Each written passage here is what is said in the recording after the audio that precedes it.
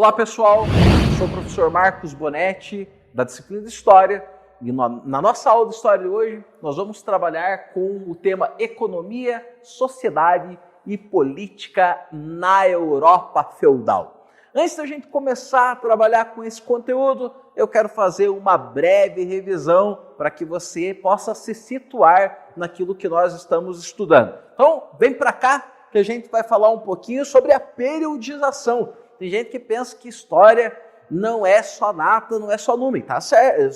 Só nomes e só números, está certo. História é muito mais do que nomes e datas, só que sem compreender as datas, você fica com um problema danado para entender a história. Então a Idade Média, como você já sabe da aula passada, é um período que durou do século V até o século XV, um período longo da história humana. E nós falamos na aula anterior sobre esse período aqui da Alta Idade Média, que vai do século V até o século XI. Características do período aqui da Alta Idade Média. Nós vamos ter a desestruturação do território que pertencia ao antigo Império Romano, nós vamos ter o surgimento da civilização árabe, da expansão dos árabes, nós vamos ter também o Império Bizantino se desenvolvendo lá no Oriente, tudo bem? E daqui para frente nós vamos estudar nas próximas aulas a Baixa Idade Média, período que vai do século XI até o século XV. Só que a nossa aula de hoje vai trabalhar alguns dos aspectos importantes que aconteceram entre o século IX e o século XI. Então a gente ainda vai falar nessa aula sobre características da Alta Idade Média, que é a primeira fase do período medieval. Ok? Então, agora vamos aqui para o slide, vamos ler essa introdução para entender algumas ideias importantes. Na parte ocidental da Europa, se consolidou entre os séculos IX e o século XI o feudalismo, que é um sistema baseado na propriedade rural, cedida pelo suzerano ao vassalo, com a utilização de trabalho servil. Então, se liga no seguinte, aquele território que outrora pertencia aos romanos e que outrora fora invadido pelos povos bárbaros, a partir do século IX, com a morte de Carlos Magno, rei dos francos, esse território começa a se fragmentar consideravelmente. Vira uma concha de retalhos. E nós temos, a partir de então, uma transformação social muito radical na Europa. O processo de ruralização já estava acontecendo há muito tempo. As cidades perderam a sua importância e o campo acabou ganhando uma importância muito grande. A economia vai se transformar, a sociedade vai se transformar e a política vai se transformar nesse período entre o século IX e o século XI, que é a vigência do feudalismo. Vamos tentar entender o que aconteceu, que transformações foram essas, do ponto de vista econômico, do ponto de vista social, do ponto de vista político? Então, vamos lá, vamos começar pela economia. Economia é um princípio básico da organização social. Ela tem a ver com aquilo que as pessoas produzem, como elas produzem, como se redistribui todos esses recursos que são produzidos. Notem bem que durante a Idade Média, no auge do feudalismo, nós vamos ter uma economia baseada na posse da terra. A terra se torna o elemento de poder. Se você vivesse no período do auge do feudalismo, na parte ocidental do território europeu, e você fosse proprietário de terras, meu amigo, minha amiga, vocês estariam numa excelente condição de vida, porque durante a vigência do feudalismo, a terra era o elemento do poder. Nós temos, no segundo lugar, a predominância do trabalho servil.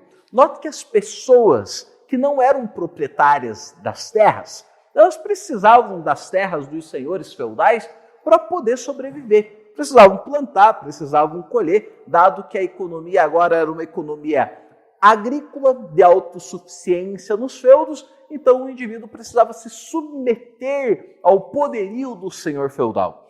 No entanto, essa relação de trabalho, ela não é uma relação de trabalho baseada no escravismo. O que é o escravismo? É quando, do ponto de vista jurídico, o Estado permite a posse de uma pessoa sobre outra. É o que acontecia na Antiguidade grega, na Antiguidade romana, na Antiguidade em geral, quando pessoas eram vistas como propriedade, como posse das outras. E lembrando que na antiguidade, a escravidão em geral estava baseada nas guerras e nas dívidas.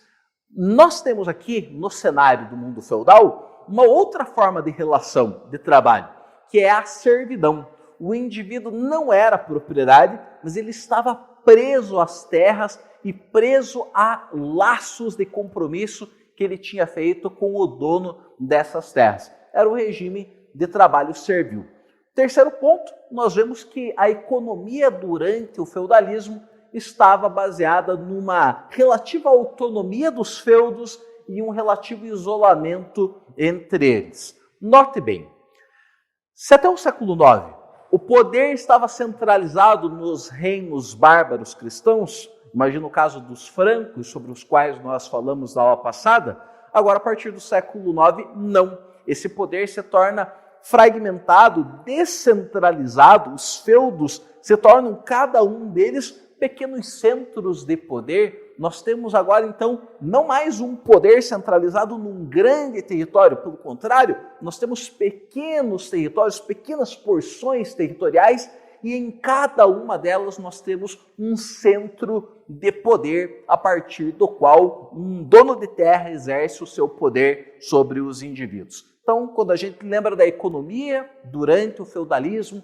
século IX, século XI, Europa Ocidental, a gente tem que lembrar da importância da terra, de um mundo ruralizado, de uma autossuficiência, se é que nós podemos dizer assim, de cada um dos feudos, e de um isolamento entre eles, o que gerou essa descentralização do poder nesse período. Quando a gente fala sobre sociedade dentro do feudalismo, a gente tem que considerar que é uma sociedade altamente hierarquizada, em que você tem camadas, estamentos dividindo os indivíduos, de modo que a mobilidade social era extremamente difícil. Nós temos que imaginar que em história havia outras formas de organização social bem distintas daquelas às quais nós estamos acostumados. Esse é o exercício de estudar a história. Você tentar compreender como era a vida em outras épocas. E a forma de organização social que nós temos, em geral, no território europeu durante a vigência do feudalismo, é uma organização social em que as pessoas estavam divididas em estamentos, em camadas distintas, e mover-se, tanto de forma ascendente quanto descendente, era raro. Não é que não existia, podia acontecer, mas era absolutamente raro. Vamos citar aqui alguns exemplos. O indivíduo, por exemplo, que era apadrinhado por um padre, por um clérigo, ele poderia deixar de ser um camponês e poderia se transformar num clérigo do baixo clero, mas tinha uma certa mobilidade. Ou o indivíduo que ingressava num exército liderado e chefiado pelos nobres, ele poderia adquirir riqueza das partilhas de guerra e poderia configurar-se como um proprietário. O Georges Duby, que é um historiador francês, ele cita o caso do Guilherme Marechal, que era considerado o maior cavaleiro do mundo, que ganhou muitas posses através das suas lutas e das suas batalhas. Só que esses casos são exceções. Via de regra, o que a gente tem é uma mobilidade muito rara dentro dessa sociedade estamental. A organização da sociedade feudal se dava em 3 ordens. Os que oravam, os oratores, os membros do clero, a igreja, que tinha um amplo poder durante a Idade Média, os que batalhavam, os nobres, que além de serem donos das terras, eram aqueles que batalhavam pela segurança das suas terras e dos seus feudos, e os trabalhadores, aqueles que viviam das atividades campesinas. Note então que havia praticamente aí 3 níveis dessa sociedade. A maior parte dos indivíduos, segundo os historiadores franceses, cerca de 80% fazia parte dos camponeses, dos trabalhadores, dos servos que estavam presos à terra. E como que funcionava essa relação do senhor feudal com o seu vassalo, com aquele que morava em suas terras? Vem para cá e a gente vai dar uma olhada nisso aqui. A servidão feudal, ela se baseava a partir de alguns princípios. Em primeiro lugar, tinha o princípio da talha, em que parte da produção do servo era destinada ao senhor feudal. Alguns historiadores chegam a apontar que aproximadamente 4 quintos da produção era destinada para o senhor feudal. Então já imaginou, você passou lá uma safra inteira produzindo e aí boa parte daquilo que você produziu ia acabar nas mãos do senhor feudal, porque ele estava concedendo a terra dele para que você pudesse plantar. E isso se estabelecia a partir de um acordo, de um compromisso feito pela palavra, herança dos germânicos, que tinham um direito não escrito, não formal, era o direito consuetudinário da tradição, que passava de geração em geração. Outro princípio importante, o princípio da corvéia. O que era a corvéia? Se você fosse um servo, um campesino, que tinha recebido uma porção de terra, você também tinha que dedicar parte do seu tempo para prestar serviços nas terras senhoriais. Dentro do feudo, havia então uma região que nós podemos chamar de manso senhorial, e ali o servo tinha que trabalhar alguns dias na semana, produzindo para o lucro, para a vida do seu senhor, que havia concedido a terra e concedia a segurança para ele. E outro princípio importante nessa relação da servidão feudal é o princípio de banalidade. Então, além de você destinar parte da sua produção, de você trabalhar uns dias nas terras do senhor feudal, você tinha também que pagar pelas banalidades. Toda vez que você usasse um arado, usasse um moinho, usasse uma ferramenta ou as estruturas do senhor feudal, você tinha que pagar uma taxa por isso. Note bem, então, que ser um dono de terras durante o período medieval, no século IX até o século XI, no auge do feudalismo, era um baita de um negócio, né? Você estava bem na fita, estava bem na situação, ok? Caminhando com a nossa aula, vamos dar uma analisada aqui como é que funcionava a política dentro do mundo medieval. Bom, durante a vigência do feudalismo, a política foi marcada pela ascensão dos poderes locais dos senhores feudais. Então, aquele poder centralizado em grandes impérios, aquele poder centralizado nas mãos de um imperador de renome, tal como nós vimos na antiguidade com imperadores romanos, com o Alexandre Magno, que era o imperador da Macedônia, isso tudo desaparece no auge do feudalismo. Por quê? O poder se fragmenta. Você tem vários condes, vários reis, vários duques que são donos de terras fragmentadas, espalhadas pelo território europeu.